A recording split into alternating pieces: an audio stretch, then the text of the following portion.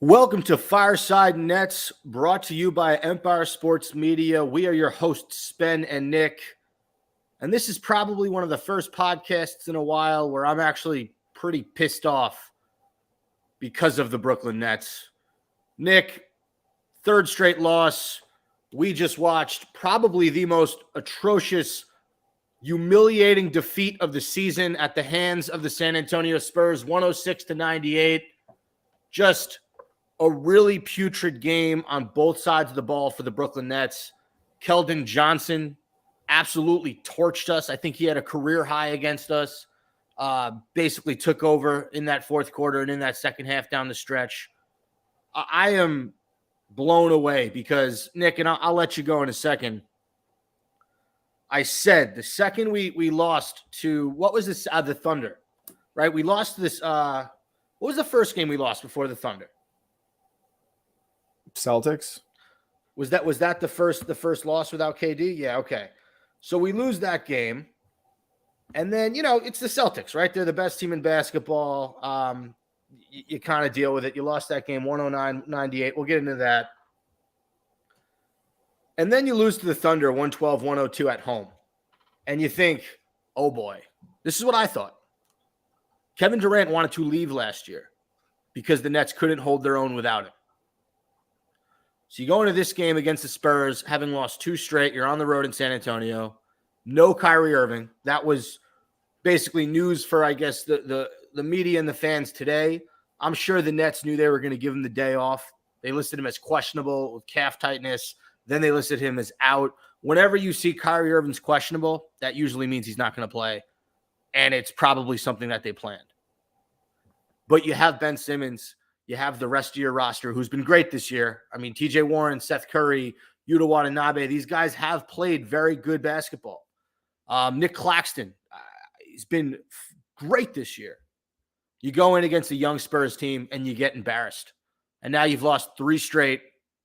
And we're starting to see flashes of what happened last year when the Nets fell apart without Kevin Durant. Now, I will say Kyrie should be back relatively shortly. So that helps, having a full-time Kyrie. He said it himself. But, Nick, I'm ashamed of the performance from this Nets team tonight. I'm going to stop ranting. I'm going to let you go. But this loss really fucking bothered me.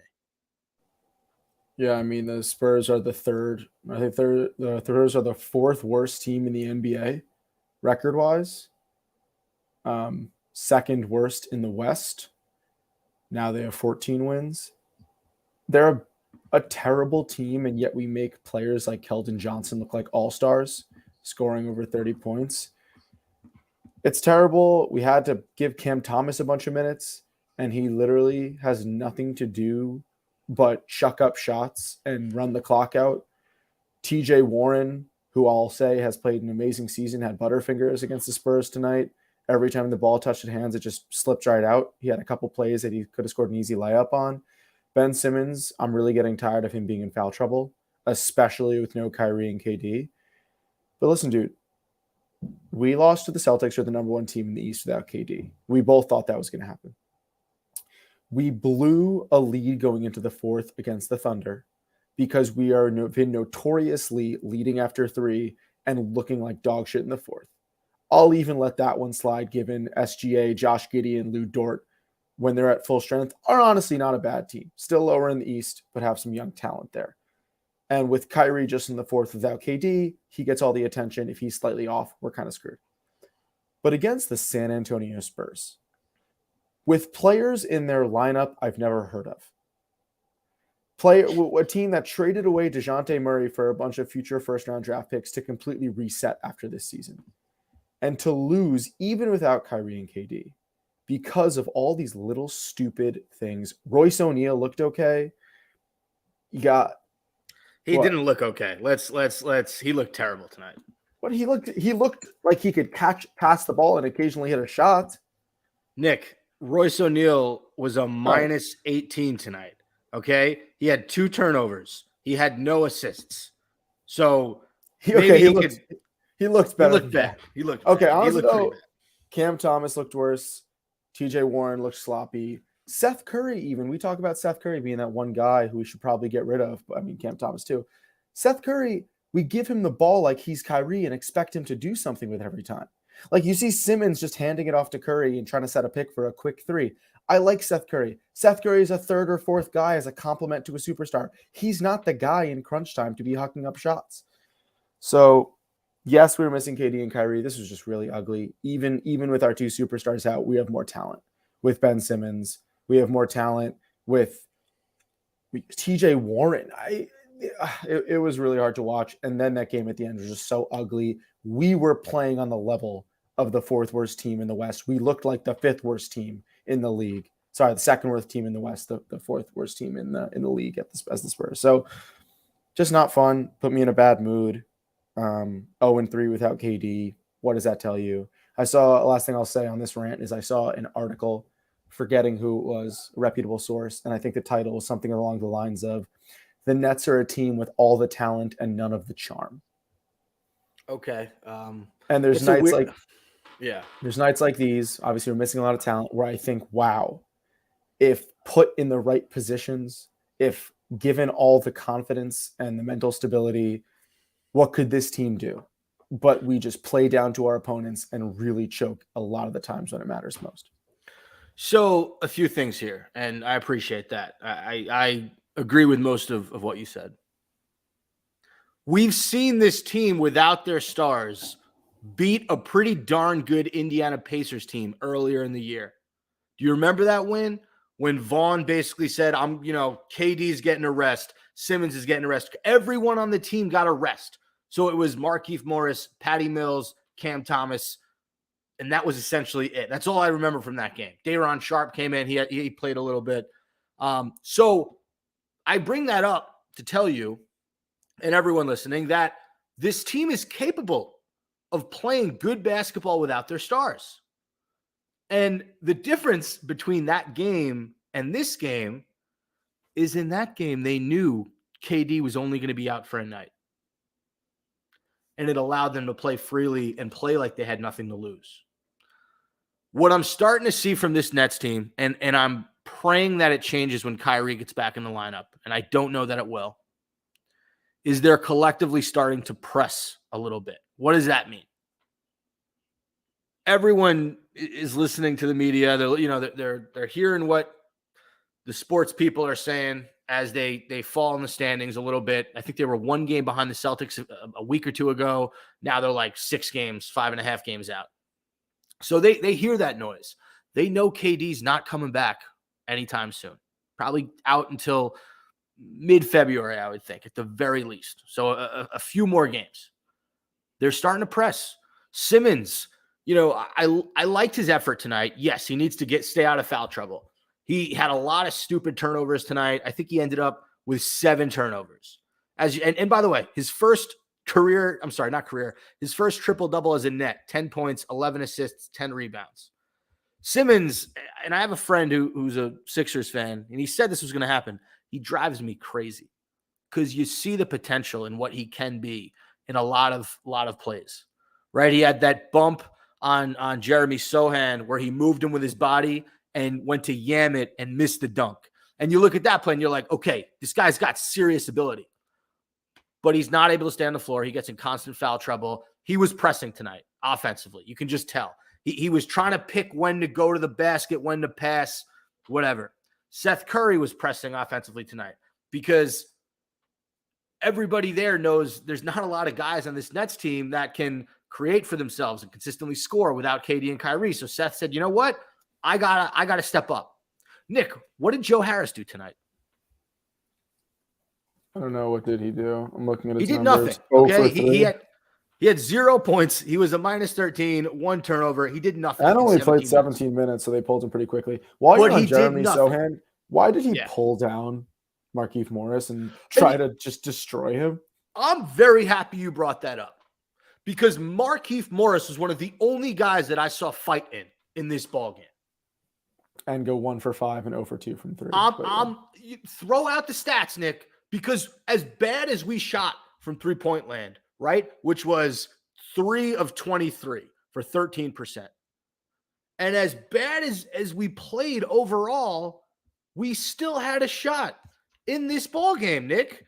we were still in the game in the fourth quarter. And we were in the game because of guys like Markieff Morris fighting, guys like Edmund Sumner.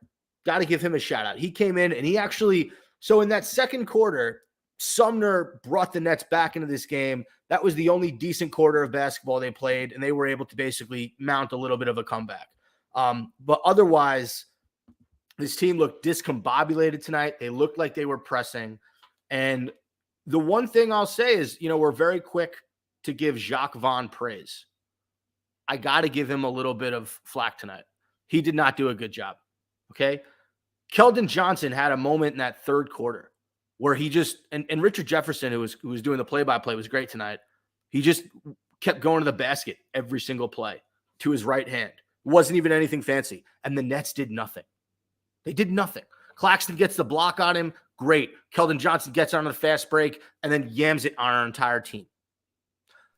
Jacques Vaughn should have changed up the lineup in the second quarter. His rotation should have changed. I'm sorry, in the third quarter, in the beginning of the second half, because the way that the Nets started the ball game was terrible.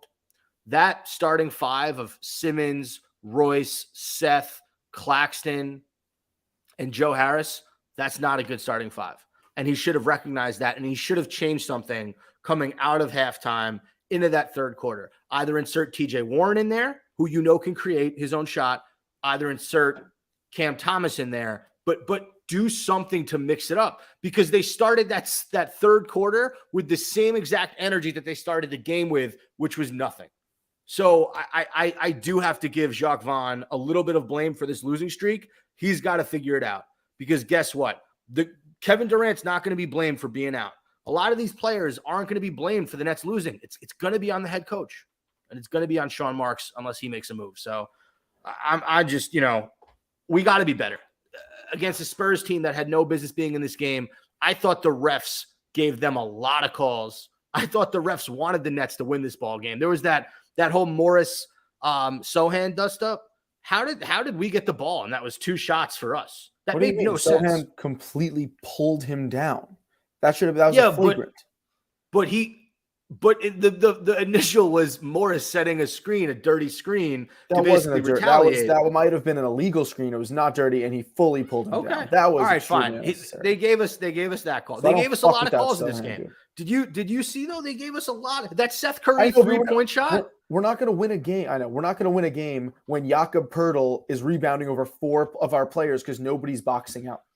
We have Nick Claxton, who has one of the right now biggest bodies down low, one of the longest guys. He's a defensive threat. He's a rebounding threat. He's a dunking threat.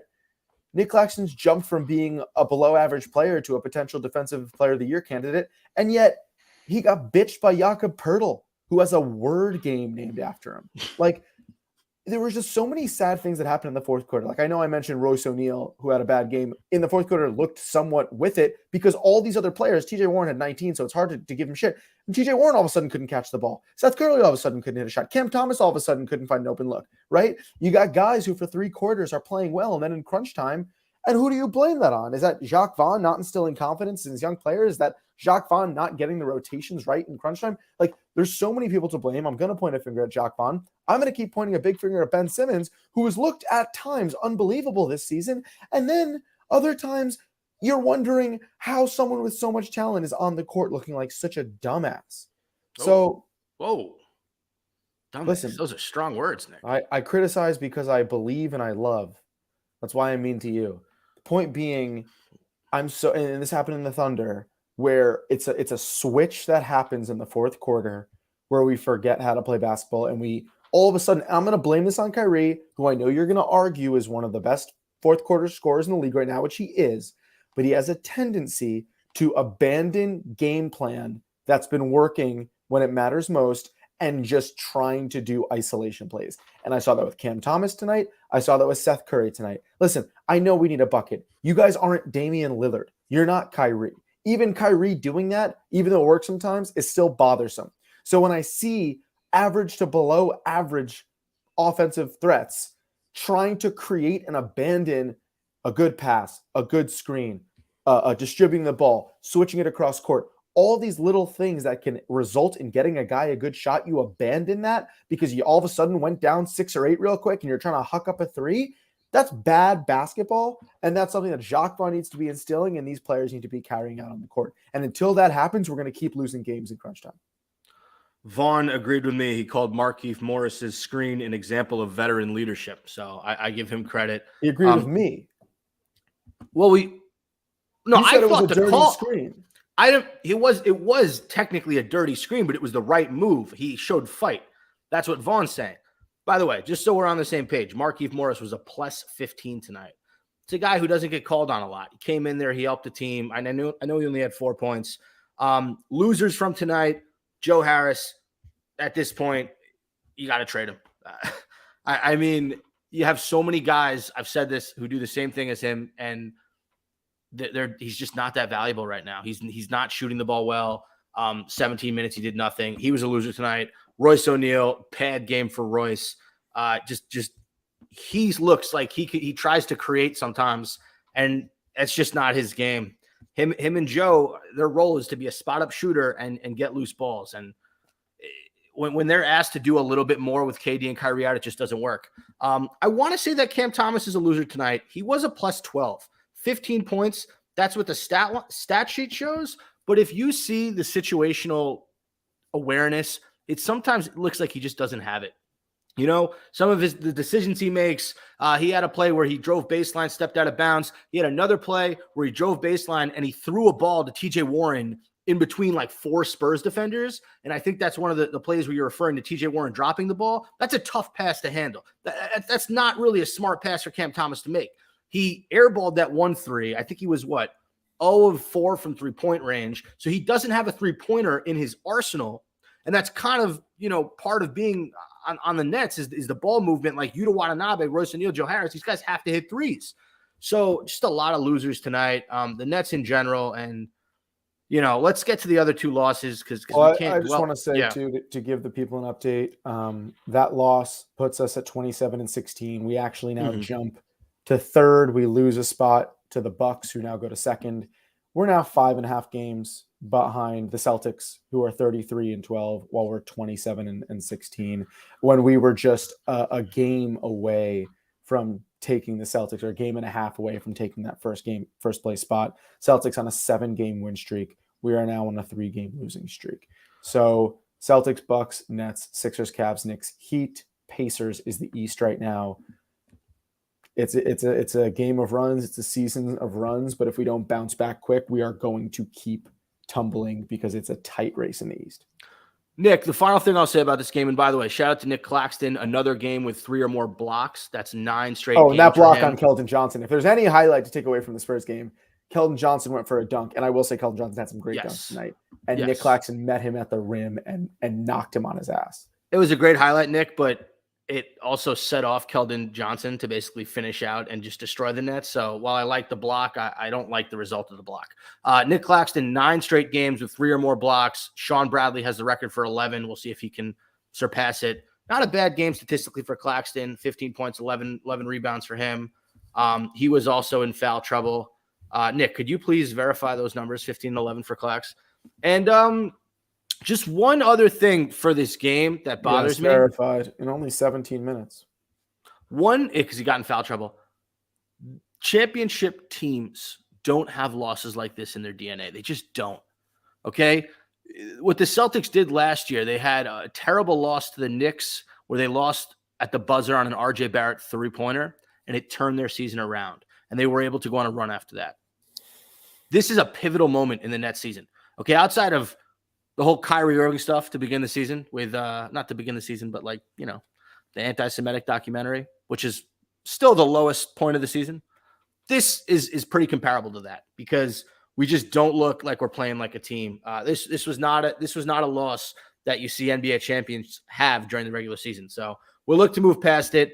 Let's get back. We'll go all the way back to the Celtics-Nets game. What day was that, Nick? Celtics-Nets. What day did we lose to the C's? Do you remember? Thursday, I believe, the 12th. Okay, Thursday the 12th, 109-98. I mean, the Nets actually really played well against Boston for 3 quarters. It was a think it was a 2-point game headed into the fourth, and the Nets just couldn't get it done in the fourth. Only 16 points. Celtics, they're the winners of the East last year. They are stacked. Malcolm Brogdon helps their lineup a lot. Having Robert Williams back helps as well.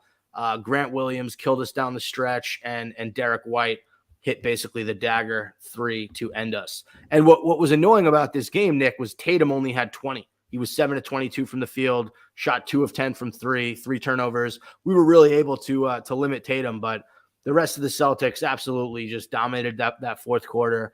You had that crazy play. I forgot who it was, but Tyler Cornette had the sort of reverse weird alley-oop layup.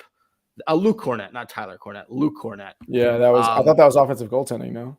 Yeah, it looked like offensive goaltending, but it was just one of those nights where the Celtics roll guys were just killing the Nets roll guys, and that's what it was. Any comments on that loss, Nick?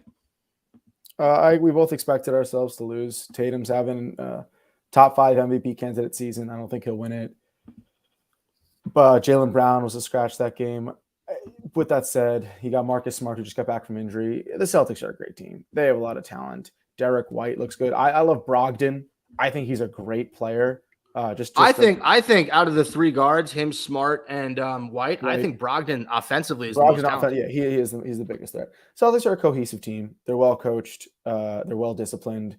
They have been shooting lights out. They seem like in the 7-game win streak, so much freaking confidence all across the board. I think it comes up from the coach to the veterans all the way down the line.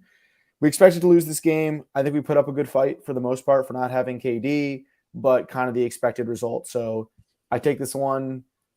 I'm not super bummed about it. I hate the Celtics and I want to beat them absolutely, but this is a loss I expected even with Jaylen Brown out, especially with KD out. Yeah, I mean, this was a tough first game after that Miami Heat win. You thought we can carry momentum. Winning that game down the stretch without Kevin Durant in the Celtics game, but that just wasn't the case. And Kyrie, like always against the Celtics, it seems to be sort of the new thing. He struggles against them. He did not play well in this game. What did Kyrie end up with, Nick? I'm pulling up his stats now. He had 24 points, but he shot 9 of 24 from the field, 3 of 11 from 3-point range, 2 turnovers, 6 assists.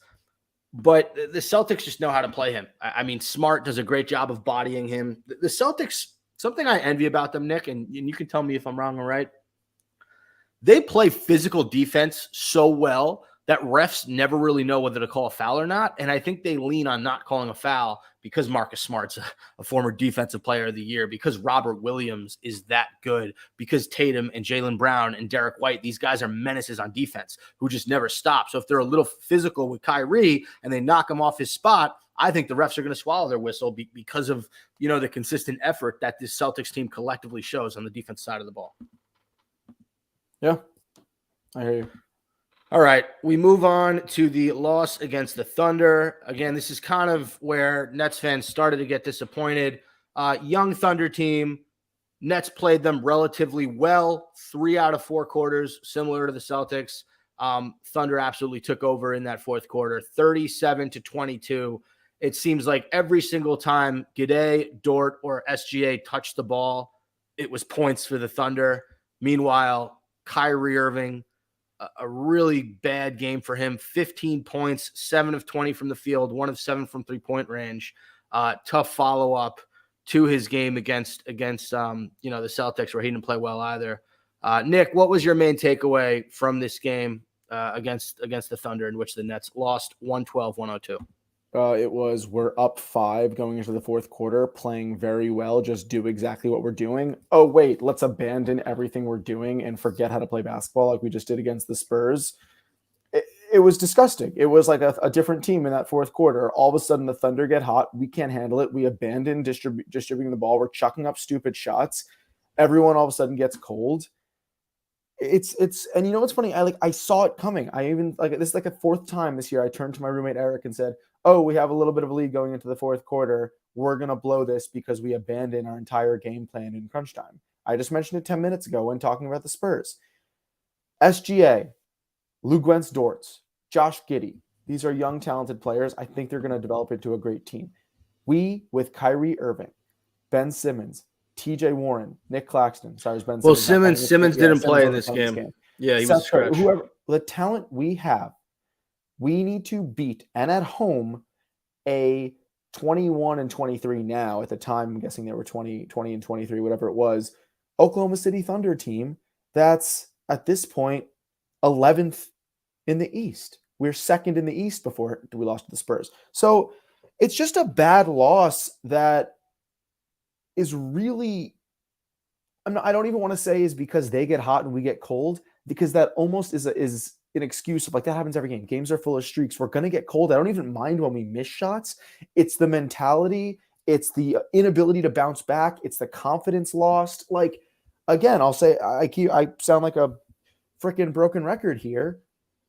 A light switches and all of a sudden we can't get back to where we were. And you almost can see it, right? You see it tumbling down, an unavoidable like ball of snow that keeps getting bigger and bigger. Quicksand. Quicksand. Ooh, it's like the movie The Replacements. Thank you. Yeah, no, you can sense it. I absolutely agree with what you're saying. These last 3 fourth quarters, you've been waiting for someone on the Nets, Curry, Simmons, Kyrie, to score a few baskets, but collectively this group to get out of these buildings with a win against a lesser Thunder team, against a lesser Spurs team. But they're just not doing it. They're just not executing. And I agree with you. And look, when Kyrie was cooking in the fourth earlier in the year, I said I was okay with that game plan. But at this point, if Kyrie's your focal point and it's the fourth quarter and teams are throwing their best defensive players at Kyrie, they're doubling him, they're tripling him, the Nets need some other type of way to score in the fourth quarter down the stretch. It can't just be the Kyrie Irving show. It has to be something else. Tonight, I don't know what it was. What did the Nets score in the fourth quarter against the Spurs? It was something pathetic. They scored 30 points, but so did the Spurs. We scored 17 in the third. My point being, you talk about sensing that sort of feeling of quicksand of everything going wrong. We got to fix that. That's a coaching thing. That's a mentality thing. That's a leadership thing. These are things that we can fix. So, all right, we talked about the last 3 losses. We talked about the Heat win last week. Nick, the next game on our schedule, we do not play until the 19th. We play the Suns at 10 p.m., and that's in Phoenix. Do the Nets have a chance in that game? And what happens if the Nets lose 4 in a row? We just probably will go down. It's like the Premier League where you get demoted and you start playing in the G League. It's like in 2K. If you're at like a level, let's say you're at varsity and you lose 4 games in a row, you get sent down to JV. Dude, honestly, we would deserve it. Listen, by the way, just so we're clear, Nick, the next 4 games, Phoenix, loss. At Utah. Utah's been playing very good basketball. At Golden State with a healthy Seth Curry back. At Philadelphia. Loss. I predicted us 4-3 in this 7 home stretch before the Celtics game when KD went down. And I think you agreed. You said 4-3 or 3-4. We kind of want to toss up on a couple games. Well, we thought that they would beat the Spurs and the Thunder. We started 0-3. I know. I thought it'd be 2-1 after this. And when it was 2-1 after this, building some momentum without KD, I was like, oh, we might be able to steal one against the Suns. Against maybe the Jazz. I don't love the Jazz this year, even though they've been playing better than people expected after getting rid of Gobert and Mitchell. I would not be surprised, and I hate to say this, if we went 0-7 in the stretch where it would be a bad beat by me saying 4-3, but are we going to beat the Sixers without KD and their star power? Are we going to beat the Suns, who have just been the last 3 years a top tier West team that really doesn't choke like we have in crunch time? Jazz, again, I think we can get one, but is Royce O'Neal going to have a return to Utah miracle game? I don't know. And who is Warriors? I never feel confident against the Warriors. So never. We never beat the Warriors except the last time when they didn't have Seth or Clay. So listen, I want to say we're going to snag one or two of the next four, but I'm skeptical at this point, especially with these first couple games without KD. So a few things here. The Phoenix Suns are also coming off 3 straight losses to the Nuggets, the Timberwolves, and the Grizzlies. So 2 teams, 3-game losing streaks. Someone's got to break it. Also, I have a message for our general manager, Sean Marks. Playtime's over. We need to stop being cute about this roster. There are serious holes in this roster that need to be filled. You need to bolster this front court. Yakov Poeltl and Jeremy Sohan absolutely bullied us tonight. Outside of Nick Claxton and Ben Simmons, there was no presence down low. Day'Ron Sharpe is not ready. Markieff Morris is not an interior threat. You need other guys that can help rebounding, that can help on defense, protect the rim, and that are maybe somewhat athletic and can shoot a jump shot, because that's not really Claxton's game. So if you can bring in another guy in the front court who can hit the mid-range, who can also bang down low a little bit, another bang guy, that's what the Nets need. So Sean Marks, please, it's not just me. It's not just Nick. It's every single Nets fan who has seen what the glaring weaknesses for this team are. 4 tough games, 4 tough opponents. I'd like to say they go 2-2. I'm being optimistic. Maybe we get a win against Phoenix, and maybe we get a win against Utah. Would be nice, because Kyrie Irving's probably going to be back. So we'll have a healthy Kyrie doing his thing. Otherwise, this Nets team is in trouble. The title of this episode is Deja Vu, a.k.a. Nets are in trouble, because we saw this story last year, and we cannot let it happen again. I feel like these podcasts go so up and down. Sometimes I feel like we're just like the greatest team in the world, and then others, it's like I wish I was a little rabbit hopping along and rooting for like the Grizzlies or something. Yeah, I totally wish I was a rabbit sometimes. Maybe I just wish I was like a Jets fan when it comes to all sports. Like you always like the Why did you have to be an animal in the first scenario? Because they seem so innocent and sweet, you know, like they don't get stressed about the Brooklyn Nets looking bad. Sometimes I wish I didn't even like basketball, to be honest with you. Sometimes I wish I was into like a more like, I don't know, calm game, like poker. Like competitive eating. No, that doesn't seem calm. No, you have a really bad gag reflex. I do. I don't know. Anything that didn't cause this stress. You know what? I wish I was into like professional darts, because I feel like those guys do not disappoint you as much as basketball players do. True. Anyway, it's late. It's Tuesday night. Me and Nick are cranky. Hope you guys enjoyed the listen. Again, this is Fireside Nets, brought to you by Empire Sports Media. I'm Spen. He's Nick. I'm not a religious person, but I think everybody needs to say a prayer for the Brooklyn Nets and where they're headed, because I don't want to come on this podcast next week and be as depressing and as freaking cynical and just critical as I was tonight. Amen. You want to give a very, like, I don't know, tone deaf catch you on the fireside? Catch you on the fireside.